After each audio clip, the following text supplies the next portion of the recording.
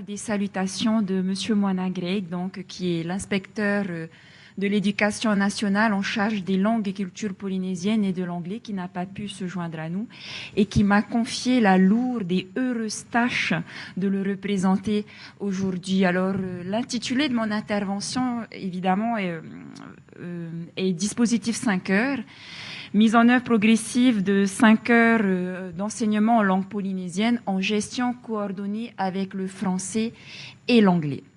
Donc, Bernard Rigaud l'a exposé ce matin. Nous connaissons tous les dispositifs qui ont permis d'évaluer l'impact positif d'un enseignement bilingue additif mené en Polynésie française. Et justement, pour étendre ce dispositif à l'ensemble de la Polynésie française que nous mettons en œuvre depuis août 2016, voilà. Donc, c'est une continuité de ces magnifiques projets, au fait, que nous mettons en œuvre. Alors, je voudrais d'abord recontextualiser ces sites 5 heures en Polynésie française, qui est caractérisé, au fait, par une diversité linguistique et culturelle où les langues polynésiennes et le français se côtoient.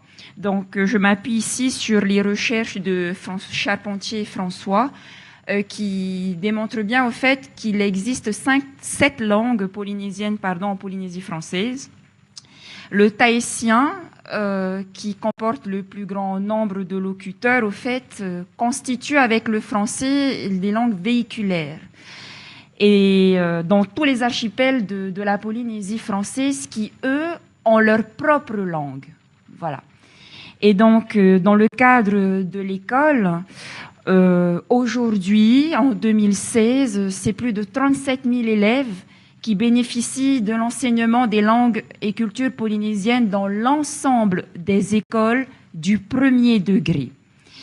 Et si on regarde le tableau que je vous présente ici, ce sont toutes les langues polynésiennes qui sont concernées. Alors,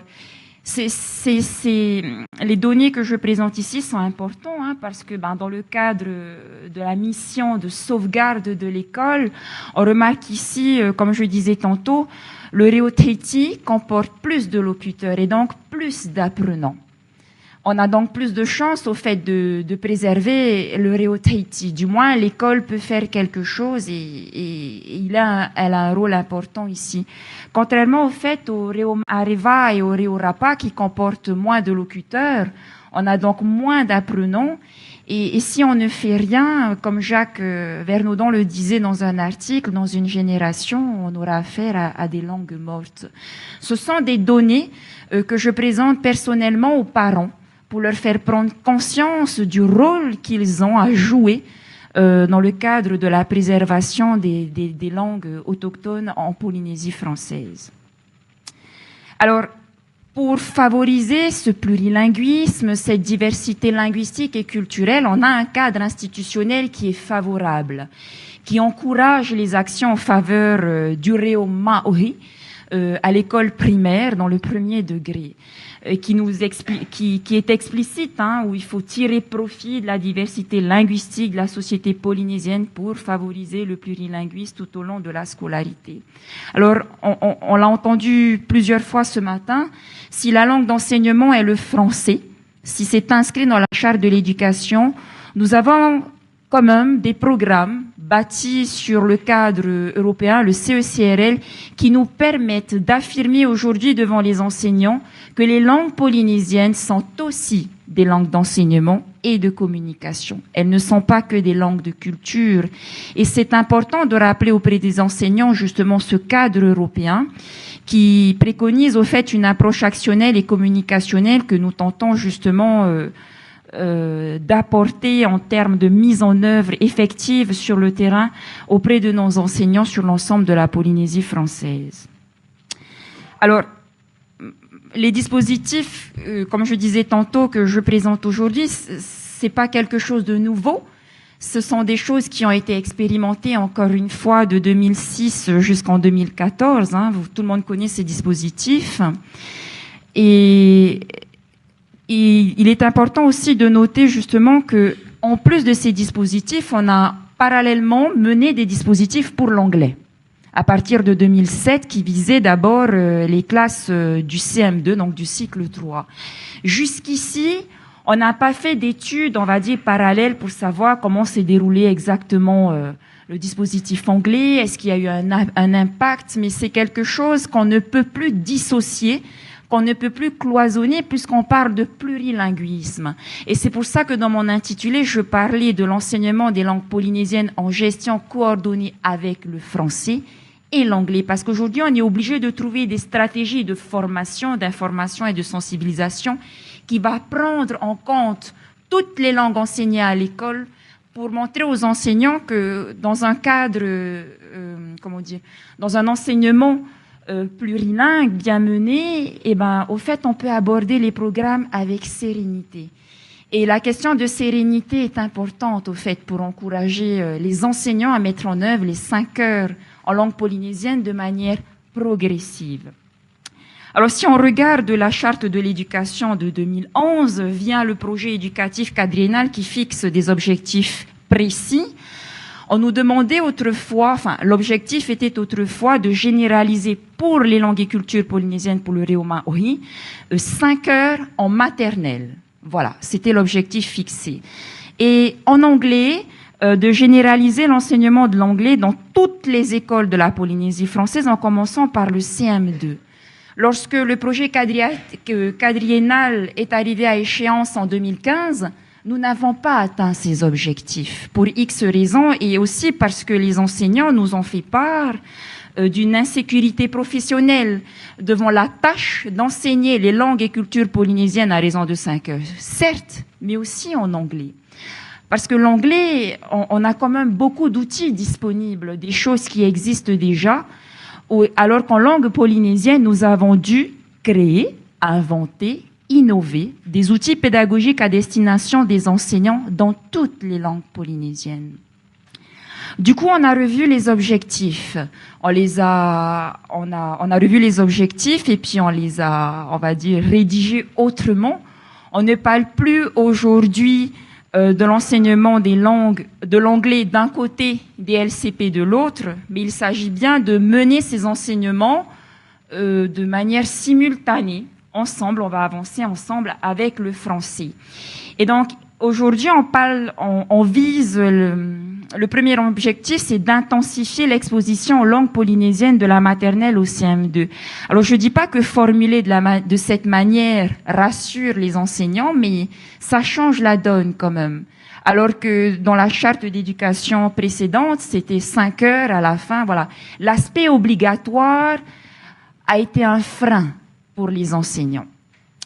Ensuite, un deuxième objectif inscrit dans la charte de l'éducation qui a été réactualisée là en juillet 2016, il s'agit de promouvoir l'usage de la langue en sollicitant les parents et les autres locuteurs de l'école, des adultes, pour encourager des échanges en langue polynésienne dans les situations du quotidien. Et c'est une donnée, c'est important.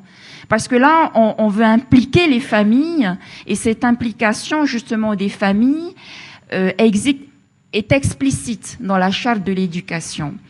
Ensuite, pour l'anglais, on vise d'étendre la généralisation de l'enseignement de l'anglais au cycle 1 et au cycle 2. Au jour d'aujourd'hui, actuellement, l'enseignement de l'anglais est effectif depuis l'arrivée des programmes adaptés en 2016 à partir du cycle 2. Donc, on enseigne le français, l'anglais et les langues et cultures polynésiennes. Alors justement, pour accompagner cette mise en œuvre de 5 heures d'enseignement en langue et culture polynésienne, on a un cadre bien défini, qui sont les programmes nationaux qui ont été adaptés à la Polynésie française en fonction du contexte géographique, historique et culturel et le contexte plurilingue.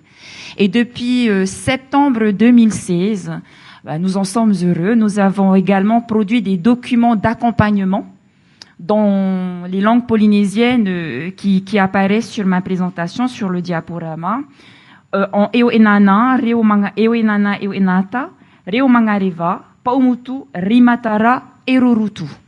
Autrefois, nous avions des documents d'accompagnement que nous avons appelés annexes LCP, puisque c'était annexé au programme, uniquement en Reo Tahiti.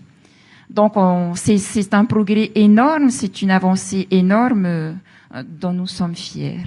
Et aujourd'hui, justement, ces documents d'accompagnement permettent explicitement de définir les objectifs didactiques et les modalités de mise en œuvre, parce que nous détaillons au fait sur quelle formulation, sur quelle structure ils peuvent s'appuyer pour l'enseignement des langues et cultures polynésiennes à l'école primaire. Alors voici une cartographie des sites 5 heures. Autrefois, pour les dispositifs LCP, École Pomme et Réo C3, on a évalué ces dispositifs uniquement sur Tahiti et Moorea. Et donc, la carte présente ici la répartition des sites 5 heures que nous avons mis en œuvre depuis août 2016, qui s'étend du coup ici sur l'ensemble de la Polynésie française. Alors, vous remarquerez que bien sûr, c'est l'archipel de la société qui contient le plus grand nombre d'écoles, parce que tout simplement, il est beaucoup plus facile pour nous de nous déplacer. Donc, c'est d'abord les moyens humains. Et c'est aussi l'archipel dans lequel sont concentrées la majorité des écoles. Voilà. Si on regarde de plus près, pour ces 17 sites 5 heures concernés, donc nous avons 4 écoles maternelles, 2 écoles élémentaires et 11 écoles primaires. Ce sont donc environ 1666 élèves du cycle 1, donc de la maternelle, qui sont concernés par l'ensemble des langues polynésiennes, 1073 élèves au cycle 2 et 563 élèves au cycle 3. Alors nous avons plus d'élèves au cycle 1, plus d'écoles volontaires au cycle 1, parce que les sites que je vous présente ici sont des sites volontaires.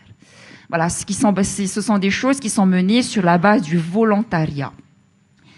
Et on a beaucoup plus d'élèves justement au cycle 1 en maternelle, parce que le cadre, les programmes au fait nous permettent, on va dire, une souplesse sur l'aménagement horaire à l'école maternelle. Donc c'est beaucoup plus facile, et dans ces moments d'apprentissage sont également intégrés, on insiste fortement dessus, les récréations, toutes les petites actions qui relèvent au fait de l'hygiène, à la cantine. Donc voilà, c'est beaucoup plus facile de le mettre en œuvre à l'école maternelle et un peu plus difficile à l'école primaire, mais je reste confiante. Voilà.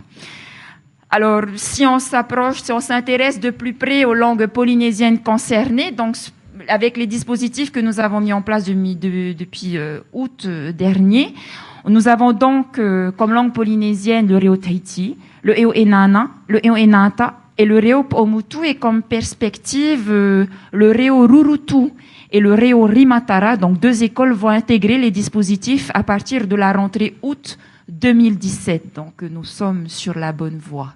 Je vous présente ici 17 sites 5 heures, mais nous avons eu la semaine dernière 33 demandes. Alors nous n'avons pas décliné les demandes, mais voilà, ça mérite d'être étudié parce que c'est quelque chose qui est très compliqué à mettre en œuvre et qui est lourd. Alors, quels sont les objectifs? On retrouve ici quasiment les mêmes objectifs, des dispositifs que nous connaissons tous. D'abord, à destination des équipes pédagogiques.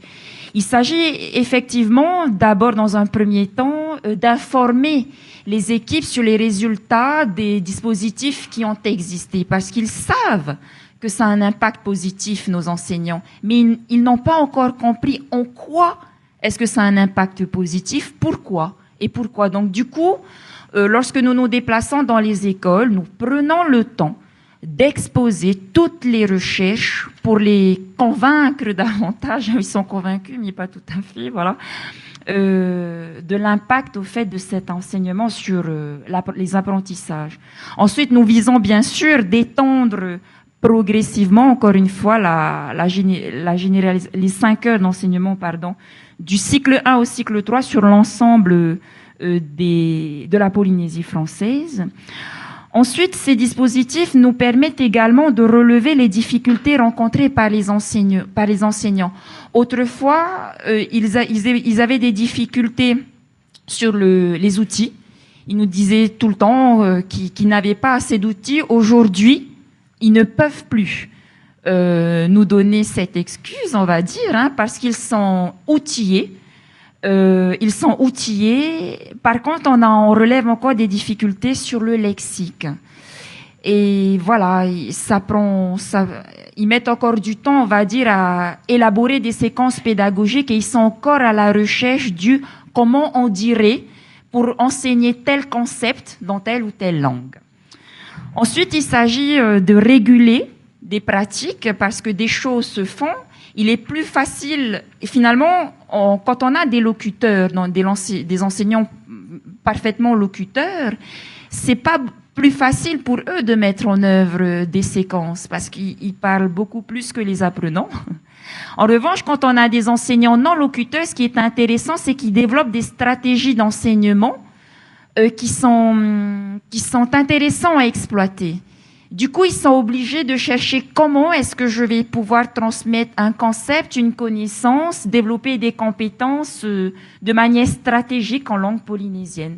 Donc voilà, c'est aussi un objectif sur lequel nous allons investir au fait, hein, dans le cadre de ces dispositifs. Ensuite, il s'agit surtout de montrer aux enseignants comment est-ce qu'on peut décloisonner l'enseignement des langues. Parce que depuis, au fait, on a toujours enseigné de manière cloisonnée. Il y a l'enseignement de l'anglais d'un côté, l'enseignement du français d'un côté, l'enseignement des langues polynésiennes de l'autre. Et du coup, ils ont du mal un petit peu à jongler entre les projets. Donc, on a un projet pédagogique en français, un autre en... Voilà. Il n'y a pas vraiment de lien. Donc, l'objectif ici, c'est vraiment de leur montrer comment est-ce qu'on peut mettre en œuvre une pédagogie de projet bilingue et plurilingue pour que l'enseignement des langues polynésiennes, certes, mais aussi du français et de l'anglais soit efficient. Et donc, pour justement ces projets pédagogiques, cette pédagogie de projets bilingues, plurilingues, nous encourageons les enseignants à utiliser les langues polynésiennes comme médium d'enseignement. Et là, on s'appuie sur les approches des dispositifs CLIL et MIL. Et comment est-ce que on peut mettre en œuvre des situations relevant de l'approche communicationnelle et actionnelle? Ce sont des néologismes pour nos enseignants et donc il faut revenir dessus pour leur expliquer ce qu'on attend de nous exactement. Et c'est important parce que du coup, on arrive à leur montrer comment est-ce qu'il faut revoir les objectifs langagiers à la baisse. Parce que s'ils le font pas, c'est qu'ils s'en sentent incapables, ils sont dans une insécurité linguistique qu'il faut lever au fait. Et lorsqu'on leur montre comment on pourrait mener de manière efficace cet enseignement des langues et cultures polynésiennes, on revoit un petit peu les objectifs à la baisse et finalement, ils s'en sentent capables. Ce sont des choses qui peuvent porter face aux apprenants. Ensuite, avec eux, il s'agit d'élaborer et de mettre en œuvre des séquences pédagogiques relevant de l'enseignement plurilingue. Donc, vous voyez bien qu'on a le projet, les séquences pédagogiques et les séances en elles-mêmes. Et du coup, en élaborant ces projets, ces séquences avec eux, on arrive en partie à lever une insécurité linguistique. Voilà. Et je reviens dessus, il s'agit bien aussi de leur montrer comment aborder les notions des programmes d'enseignement avec sérénité. Ça, c'est ma phrase fétiche. Encore une fois, la sérénité, aborder les programmes avec sérénité, c'est important pour nos enseignants et pour les formateurs aussi. Il s'agit bien de leur montrer comment est-ce qu'un concept peut être développé, que ce soit en français, en langue polynésienne ou en anglais. On ne perd pas de temps si on enseigne une discipline en anglais ou en tahitien, voilà. Donc, on encourage les enseignants dans cette perspective. Ensuite, nous avons bien sûr des objectifs pour les familles, mais aussi pour les adultes de l'école ou autres partenaires adultes qui interviennent à l'école primaire.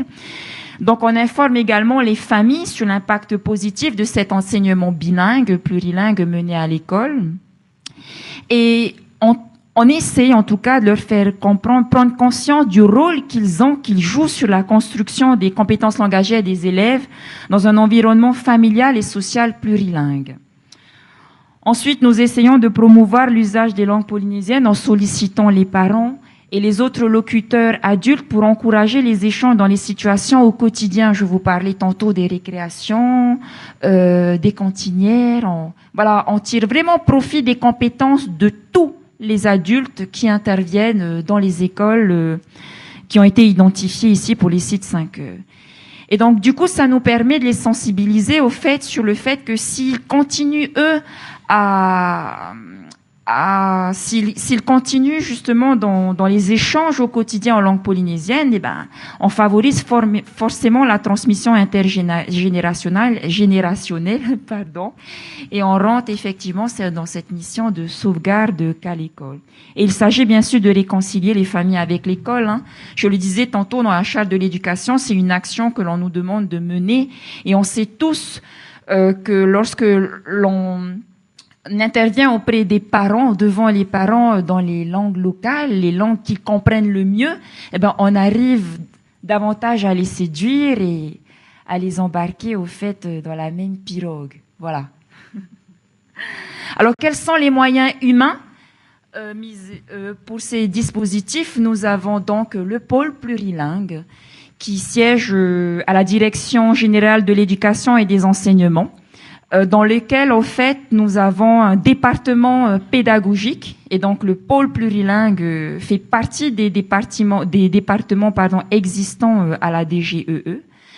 Nous travaillons sous la responsabilité d'un IENA, en charge des actions pédagogiques, certes, et puis d'un inspecteur en charge des langues et cultures polynésiennes et de l'anglais. Alors, je mets à côté à gauche, voilà. À gauche, un petit tableau qui montre quand même l'évolution de ce pôle. Autrefois, c'était la cellule LCP, donc dirigée par Miros Paya, que je salue au passage et qui a été mon maître pendant des années. Il s'agissait de la cellule LCP autrefois, et puis on avait aussi à côté la cellule anglais. Mais au fait, on n'a pas vraiment mené d'action ensemble. Aujourd'hui, nous avons un pôle plurilingue, donc on ne distingue plus non plus ces enseignements et on essaie de trouver des stratégies de formation, des actions de formation qui vont justement dans le sens du plurilinguisme. Voilà.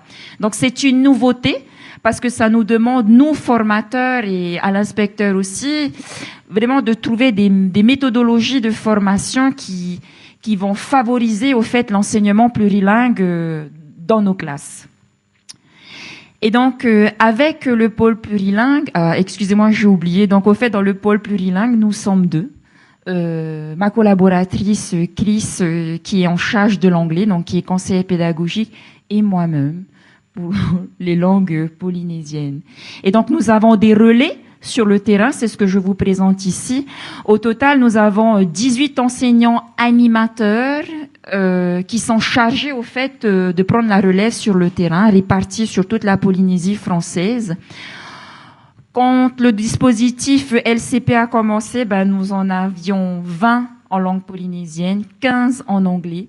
Aujourd'hui, nous en avons 17 en LCP et en anglais. Donc, ce sont des enseignants soit spécialistes en langue et culture polynésienne, soit en anglais. Et on a parfois la configuration, nous avons des enseignants qui sont chargés des deux langues. Alors, ça peut être, oui, on est en baisse d'effectifs, mais en même temps, ça nous permet vraiment de réfléchir sur les stratégies de mise en œuvre de l'enseignement plurilingue. Donc, voilà, on travaille beaucoup les synapses, comme ça a été dit tantôt. Alors, pour mettre en place ces dispositifs 5A, ça s'est pas fait du jour au lendemain. Comme le REOC3, nous avons mis une année scolaire pour identifier ces sites 5E. Nous nous sommes déplacés dans les archipels, dans l'ensemble des archipels de la Polynésie française, avec l'aide de nos enseignants animateurs et l'inspecteur, bien sûr.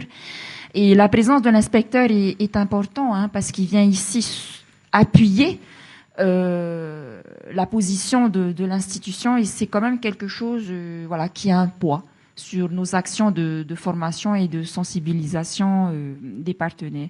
Ensuite, en février 2016, nous avons proposer une première information auprès des directeurs des 17 écoles.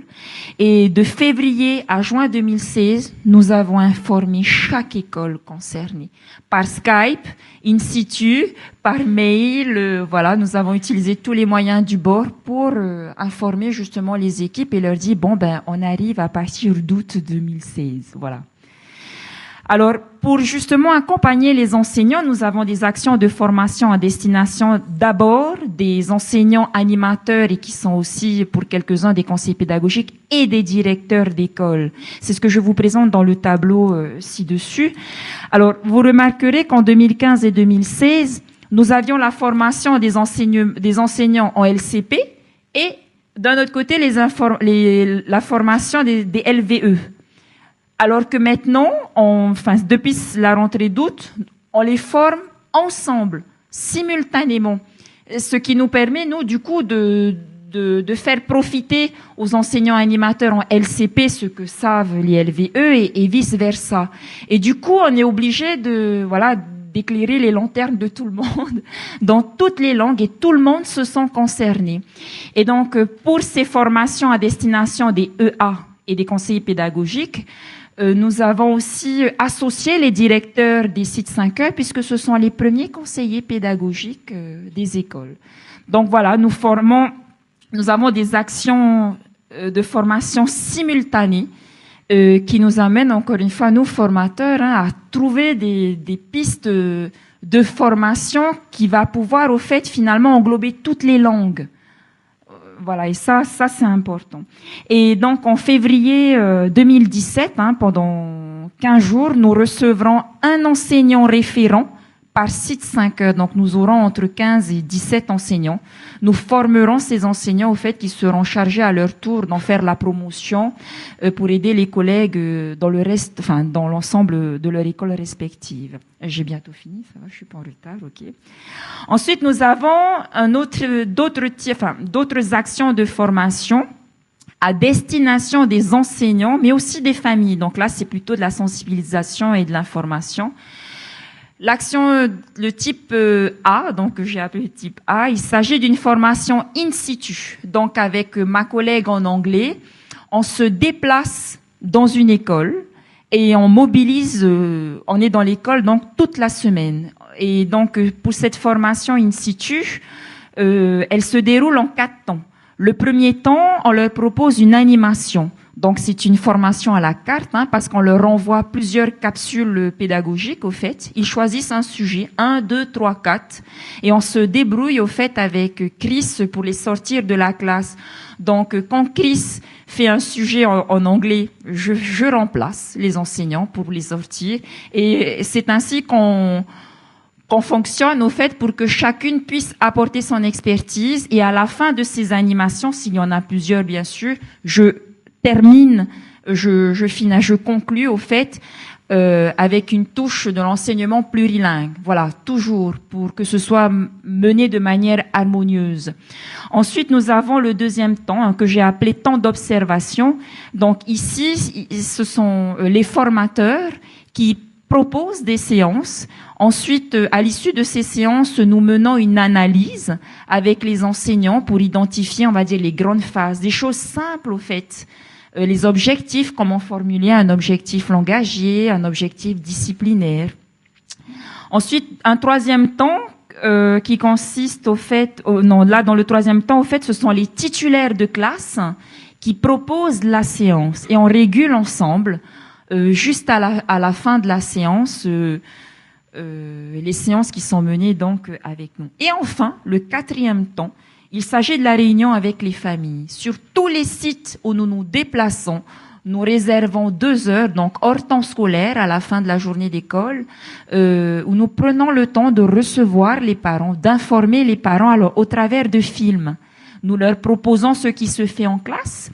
Nous leur proposons aussi des postures pour l'aide aux devoirs.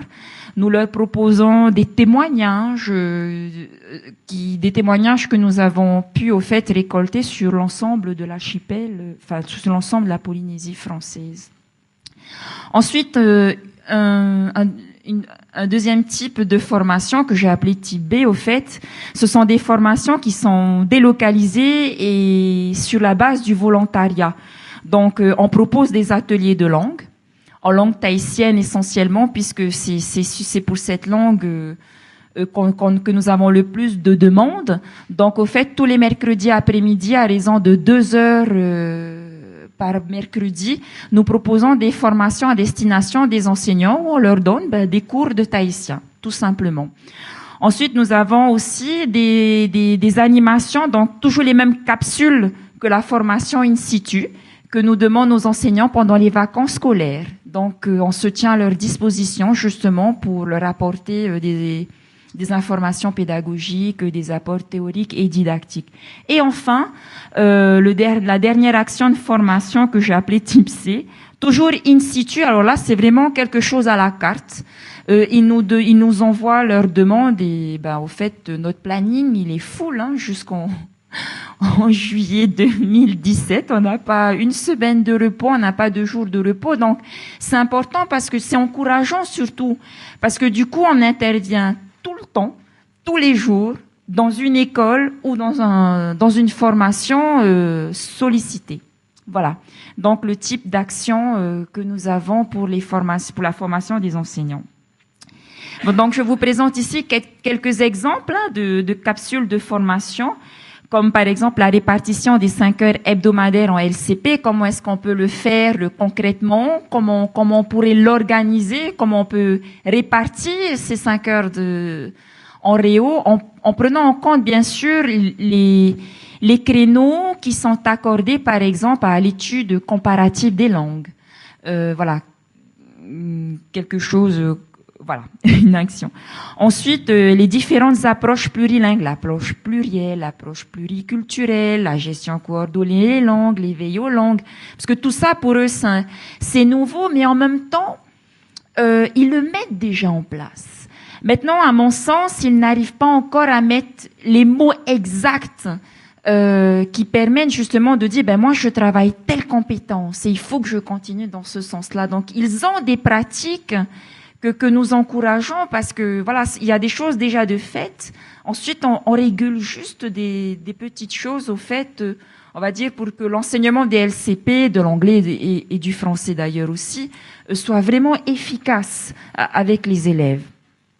L'approche communicationnelle, les outils LCP, LVE, voilà. Donc nous avons énormément de capsules de formation et puis quelquefois ils ciblent leurs besoins et nous envoient une demande bien particulière et généralement les capsules durent minimum 2 heures et maximum pour une journée 4 heures. Après ça peut s'étendre sur toute la semaine à raison de 2 heures par jour. Ça fait donc 10 heures d'animation. Voilà.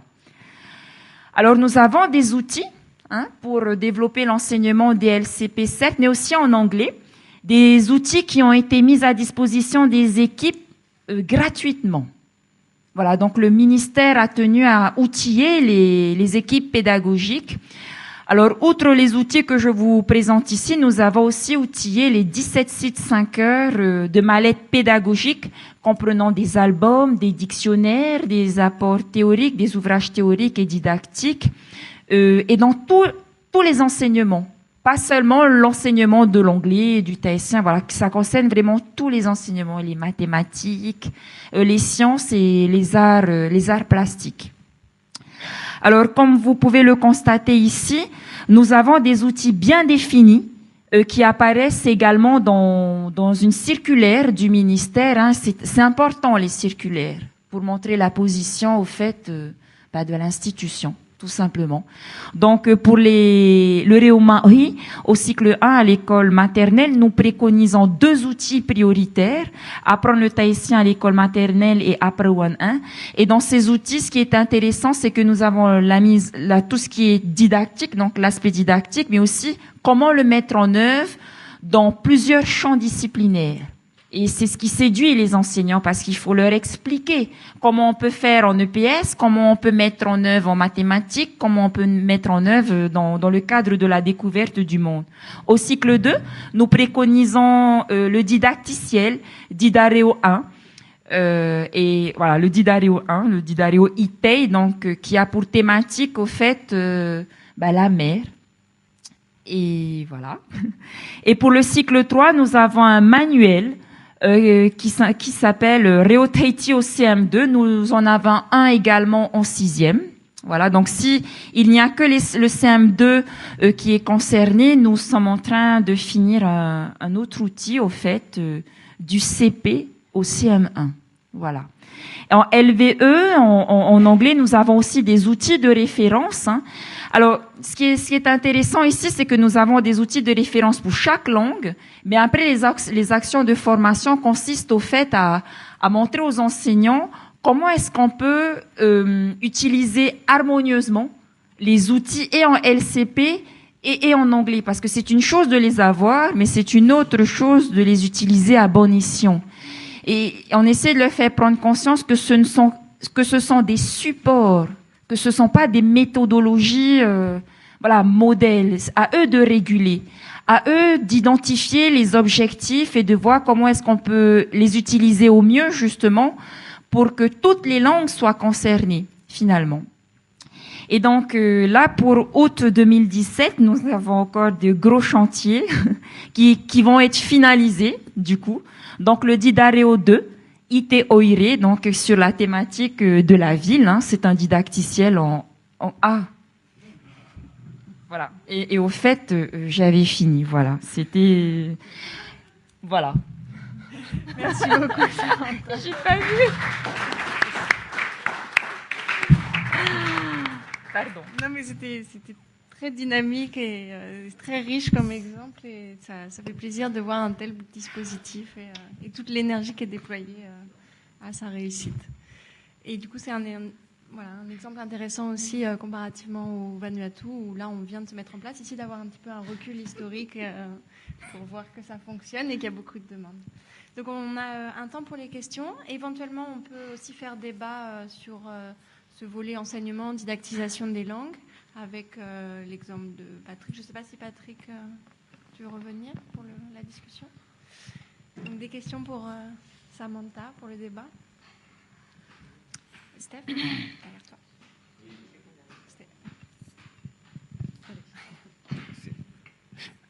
Merci Samantha, c'est juste très court. Je voulais être sûr d'avoir compris. Au début, tu disais bien que le dispositif des heures d'enseignement à l'école, quel que soit le niveau des langues et cultures polynésiennes, pour le moment, est facultatif. Non. C'est obligatoire. C'est inscrit dans les programmes. À raison de 2h40 par semaine. C'est-à-dire, est-ce que c'est obligatoire qu'un certain nombre d'écoles le proposent, mais est-ce que j'ai compris que les écoles doivent être volontaires pour le proposer? Alors, ils sont volontaires pour les sites 5 heures. Oui. Voilà. Mais pour les 2h40, d'accord, ce sont toutes les écoles qui doivent l'enseigner. D'accord. Ouais.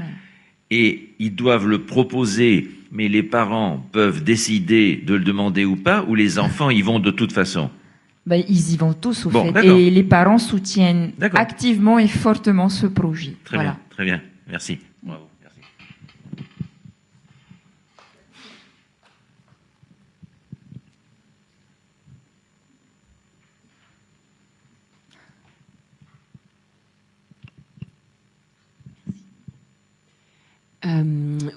Merci. C'était effectivement très riche. Et en fait, j'ai peut-être mal compris, ou peut-être que tu l'as dit, mais en fait, le matériel qui est proposé, les manuels, etc., qui le conçoit et qui le produit aussi?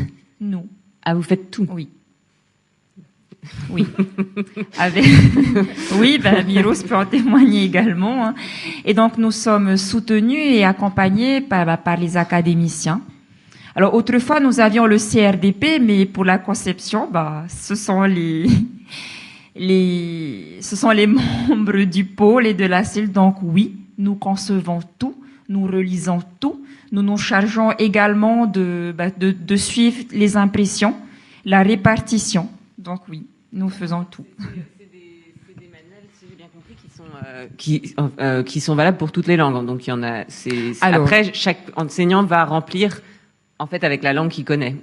Justement, pour le moment, nous avons beaucoup plus de manuels, par exemple, pour le CM2 en tout cas, en langue tahitienne. Et là, nous venons de finir pour le Tauputari Otriti, par exemple, en langue marquisienne. Et nous rentrons au fait, et là, nous cherchons quelqu'un pour le Paumotu et pour les autres langues polynésiennes. Au fait, nous avons des personnes disponibles, comme les personnes ressources. Le souci, ce sont généralement des personnes, soit à la retraite, soit des personnes, au fait, qui ne sont pas enseignants. Et donc, on peut pas leur demander de traduire comme ça. On est obligé d'être avec eux sur le terrain et malheureusement, nous n'avons pas de temps. Mais en tout cas, pour ce qui est des manuels, nous allons dans cette perspective. Après, par exemple, nous avons des outils qui sont déclinés dans toutes les langues polynésiennes. Je parle des flashcards, de l'enseignement du orero, où le dossier présente toutes les spécificités de l'art oratoire dans toutes les langues polynésiennes. Et là où par contre, où nous avons des choses dans toutes les langues polynésiennes, c'est des séquences pédagogiques. Et maintenant, lorsque nous sommes avec les enseignants animateurs, l'exigence, c'est nous avons quelque chose en tahitien, mais là, il s'agit vraiment d'élaborer des séquences pédagogiques parce que c'est des outils qu'on arrive finalement à diffuser plus facilement. Voilà. Et pareil pour les évaluations. Les évaluations territoriales sont déclinées dans toutes les langues polynésiennes.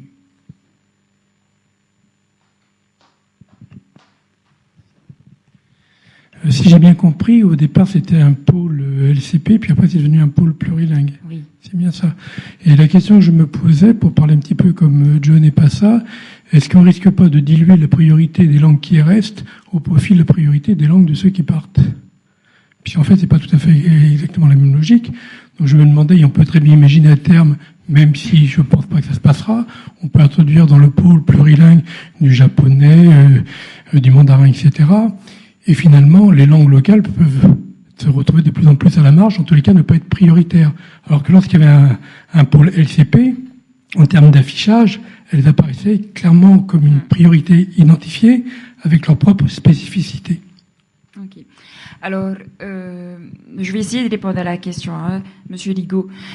C'est un pôle plurilingue dans lequel, au fait, il y a un référent en anglais, donc ma collègue Chris et moi-même pour les langues et cultures polynésiennes. On essaie dans les actions de formation à chaque fois de mener les choses de manière simultanée, de moins de montrer une mise en œuvre possible qui va mettre en exergue toutes les langues. Maintenant, là où les langues polynésiennes cartonnent, c'est que le besoin identifié au fait les besoins des enseignants, c'est d'abord et avant tout les langues et cultures polynésiennes.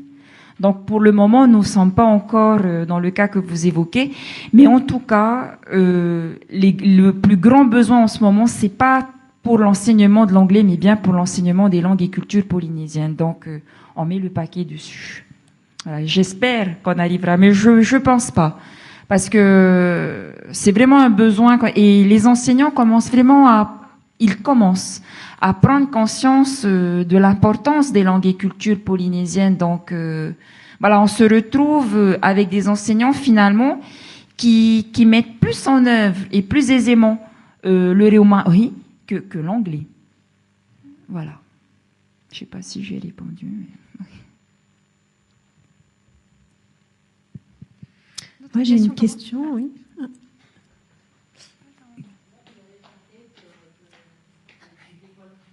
Oui.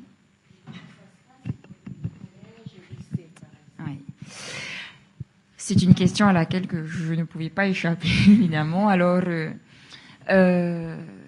depuis la rentrée d'août 2016, là, nous avons, il y a 1 heure de langue et culture polynésienne enseignée en 6e. Et ensuite, les langues polynésiennes deviennent optionnelles.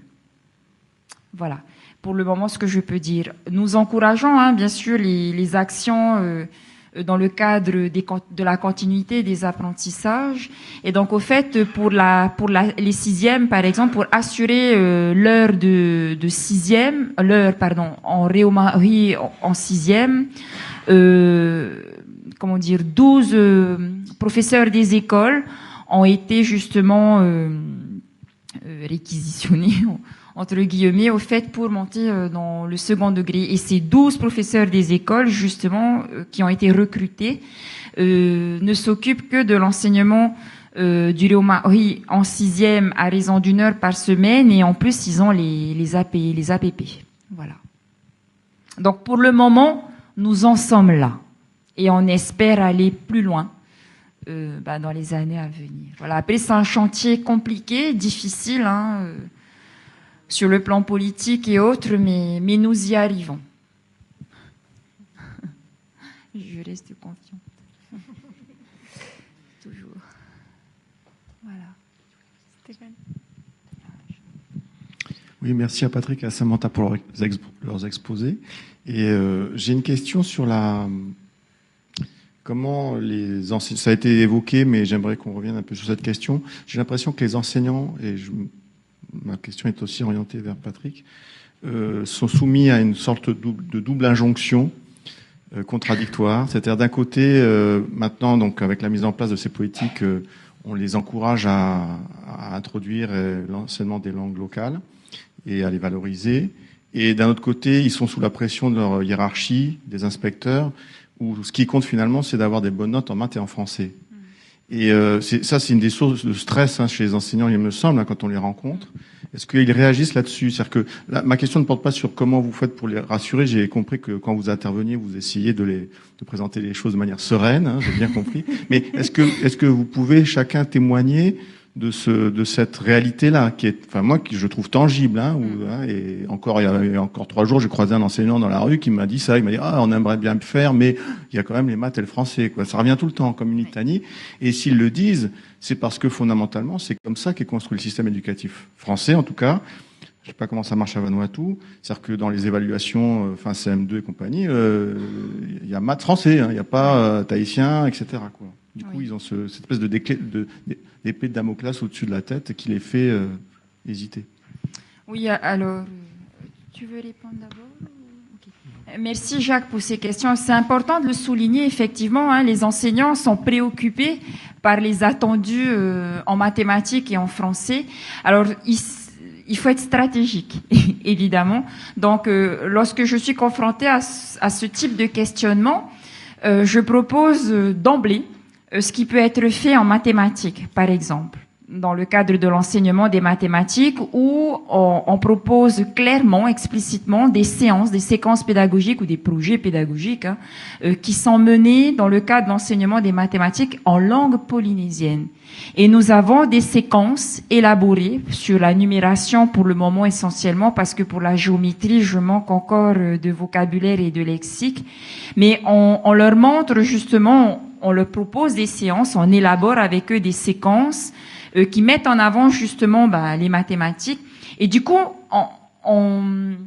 ça nous permet de voir que même les concepts en mathématiques, ils peuvent être enseignés en langue polynésienne. Donc du coup, ça les rassure. Ensuite, en ce qui concerne le français, on travaille sur tout ce qui est l'apprentissage de la lecture, les langues polynésiennes étant une langue transparente. Donc, on met en avant cet aspect-là aussi pour l'enseignement de la lecture, et on apporte en partie des réponses, pas toutes les réponses, mais en partie des réponses sur l'enseignement de la lecture, qui est toujours une priorité pour les enseignants. C'est vraiment une question fondamentale, et c'est un peu pour ça finalement qu'ils délaissent un peu les autres enseignements, pas que les LCP et l'anglais. Ils mettent aussi de côté le PS, les choses artistiques, les enseignements artistiques. Du coup, on intervient sur ça au fait, donc sur la lecture. Et là, cette année, j'ai beaucoup développé l'enseignement du vocabulaire et l'enseignement de l'orthographe en langue et culture polynésienne. Donc, on a des stratégies via, par exemple, la comparaison des langues, l'observation réfléchie de certains phénomènes linguistiques qui séduisent les enseignants, et c'est comme ça qu'on arrive à les embarquer dans l'aventure. Et donc, au fait, ils voient du coup, finalement, qu'on peut pas apporter des réponses à toutes les questions qui se posent, mais que l'enseignement, finalement, leur est utile pour les apprentissages. Voilà. En Polynésie française. En ce qui concerne le Vanuatu, cette question a été posée en amont, lorsqu'on n'a pas encore introduit les langues dans les écoles, lorsque c'était encore en planification, c'était l'année dernière.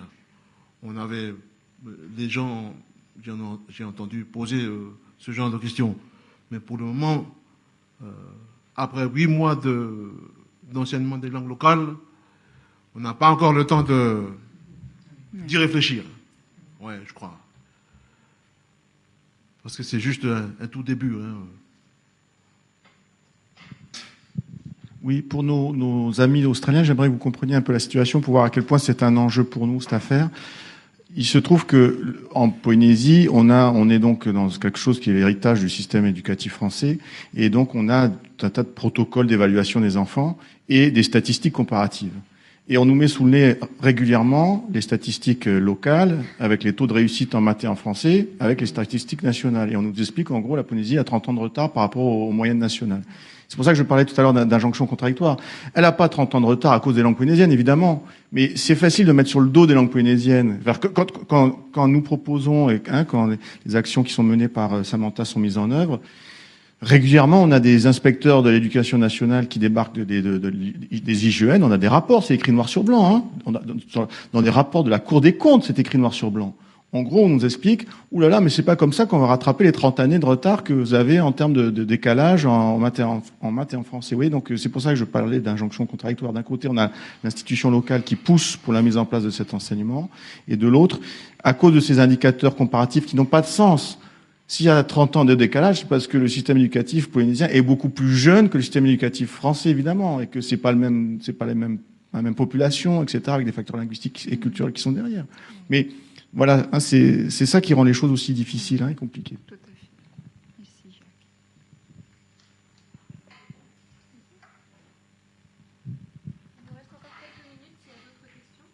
Oui, moi j'en avais une, si personne veut prendre la parole. Merci à Patrick et à Samantha, bravo. Une question, tout à l'heure Samantha, tu disais que vous essayez d'impliquer au maximum les familles dans les actions et projets pédagogiques qui sont menés. Est-ce que tu peux nous préciser de quelle manière est-ce que vous procédez et quelle est la part active des familles, des parents dans les actions qui sont menées dans les écoles? Alors chaque fois qu'on va dans une école, sur une semaine donc, on reste dans une école une semaine, on propose des réunions, on invite les parents. Alors déjà les mots que nous envoyons aux parents sont bilingues, parfois trilingues. On propose des affiches avec mes collègues, ma collègue Chris, des affiches attrayantes pour informer au fait les parents que qu'une réunion va se dérouler, pardon. Donc on les invite à l'école. Et puis on discute avec eux, on leur montre un film. Ça peut être par exemple un film sur une pratique courante ou sinon un film qui montre par exemple les productions des jeunes aujourd'hui où on a cette variété locale, un mélange du français, tahitien. On leur demande leur avis. Voilà, on les invite au fait à nous faire part de ce qu'ils pensent, pourquoi ils pensent comme ça, et donc on voit avec eux progressivement durant la réunion comment eux, parents, familles, pourraient justement apporter une aide à l'école. Parce qu'il ne s'agit pas de remettre en cause ce qu'ils font, mais quelle aide ils pourraient apporter à l'école pour que nous puissions travailler ensemble. Donc ça, c'est la première réunion. Ensuite, une deuxième réunion que nous avons commencé à mettre en place en septembre, quand les familles ne peuvent pas se déplacer, c'est nous qui nous déplaçons. Enfin, on propose par exemple un quartier, un lieu où tout le monde a l'habitude de se réunir et on se rend sur place avec notre vidéoprojecteur, voilà, avec tout ce qu'il faut. Et c'est important quand même de le dire, quand on leur fait une présentation, on leur propose une présentation comme je vous la présente à vous. On les considère vraiment comme des personnes importantes. On vient pas comme ça leur dire voilà, c'est vraiment une présentation bien faite, voilà, avec des images, des vidéos parce que comme les enfants, faut toucher toutes les mémoires.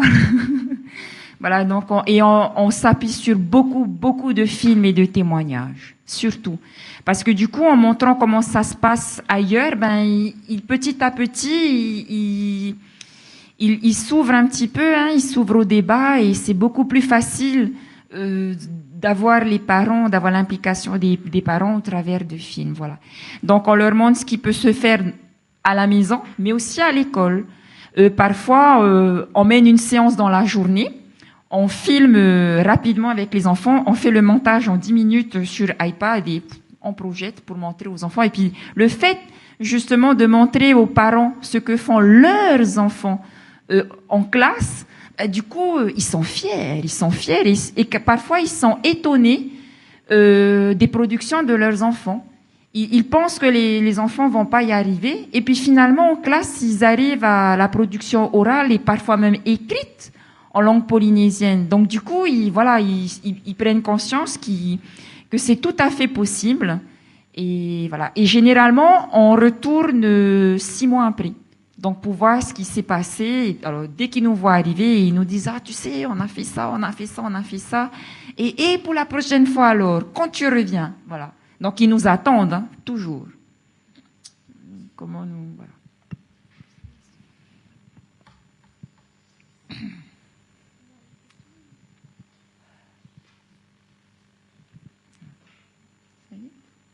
Et puisqu'il n'y a plus de questions, alors au fait, je voulais juste... Non, mais je profite parce que je viens aussi pour vous présenter, mais je viens aussi chercher des réponses. Voilà, je viens chercher des réponses, donc je vais quand même profiter, c'est rapide, 30 secondes. Donc là, au fait, pour évaluer le dispositif, on n'aura pas d'études longitudinales comme on a eu pour les 3 derniers dispositifs, bien sûr, mais on va proposer justement en mai-juin 2017 les évaluations territoriales pour évaluer au fait le niveau A1 à l'issue du CM2 en LCP et en anglais. Et en janvier 2017, nous allons mettre à l'épreuve une évaluation continue que nous avons sur lequel nous avons réfléchi et qui va rentrer au fait du coup dans le livret scolaire de l'élève. Et cette évaluation continue va donc concerner tous les enfants du cycle 1, donc de la toute petite section de maternelle au CM2. Et enfin, pour terminer, je voudrais vous présenter les personnages principaux des livres qui vont être réactualisés pour le CP jusqu'au CM1, en langue tahitienne d'abord pour août 2017 et pour le marquisien Nord en décembre 2017. Voilà.